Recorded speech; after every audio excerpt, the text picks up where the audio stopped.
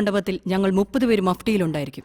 നിങ്ങൾക്ക് ഒരു പ്രോബ്ലവും വരാതെ നോക്കേണ്ടത് ഞങ്ങളുടെ ഉത്തരവാദിത്തമാണ്. മണ്ഡപത്തിൽ വെച്ച് കൊല ചെയ്ത് രക്ഷപ്പെടാൻ പറ്റില്ല മാഡം. ഇതുവരെ ആ കില്ലർ പറഞ്ഞ സമയത്ത് പറഞ്ഞ പോലെ ചെയ്തിട്ടുണ്ട്. നാളെ രാവിലെ അവൻ മണ്ഡപത്തിലേക്ക് വരുമ്പോൾ ഇവരെല്ലാം കുറച്ച് ജാഗ്രതയോടെ ഇരുന്നാ ഉറപ്പായിട്ട് അവനെ പിടിക്കാം. എല്ലായിടങ്ങളിലും CCTV ക്യാമറ വെക്കാൻ ഏർപ്പാട് ചെയ്തിട്ടുണ്ട്. സോ ഒരു കാരണവശാലും അവൻ നമ്മുടെ കയ്യിൽ നിന്ന് രക്ഷപ്പെടില്ല. നിങ്ങൾ എല്ലാവരും ഞങ്ങളോട് ഫുൾ കോഓപ്പറേറ്റ് ചെയ്യണം.